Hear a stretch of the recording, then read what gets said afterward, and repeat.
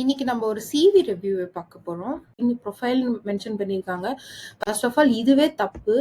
இங்க வந்து சம்மரின்னு போட்டிருக்கணும், சம்மரின்னு கொடுத்துருக்கணும்.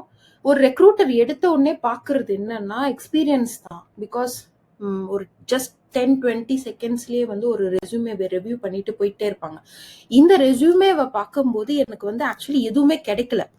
என்ன பண்ணியிருக்காங்க, எதுவுமே ப்ராஜெக்ட் டீடைல்ஸ் எதுவுமே மென்ஷன் பண்ணல. ஸோ எக்ஸ்பீரியன்ஸ்ல நீங்க வந்து மெயினா மென்ஷன் பண்ண வேண்டிய விஷயம் என்னன்னா, ப்ராஜெக்ட் நேம், என்ன ஒரு ப்ராஜெக்ட்ல ஒர்க் பண்ணீங்க, அந்த ப்ராஜெக்ட்ல உங்களுடைய கான்ட்ரிபியூஷன் என்ன. அதே மாதிரி அந்த ப்ராஜெக்ட்ல சப்போஸ் நீங்க ஒரு சோலோ டெவலப்பர் ஒரு சோலோ ஒரு பெர்ஃபார்மரா இருந்தீங்கன்னா அதை மென்ஷன் பண்ணுங்க. இந்த ஒரு ப்ராஜெக்டை நான் வந்து இந்த டைம்லைனுக்குள்ள முடிச்சேன், அந்த டைம்லைனுக்குள்ள முடிச்சதுனால கம்பெனில வந்து இந்த ஒரு இம்பாக்டை நான் வந்து கிரியேட் பண்ணேன். சீனியர் ஆர்டிஸ்ட்னு போட்டிருக்கீங்க.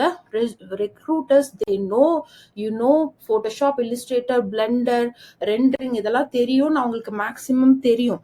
பட் அது வந்து எக்ஸ்பீரியன்ஸ் பார்ட்ல மென்ஷன் பண்ணுங்க. இந்த ரெஸ்யூமே வந்து பாத்தீங்கன்னா it doesn't give me any details about your work.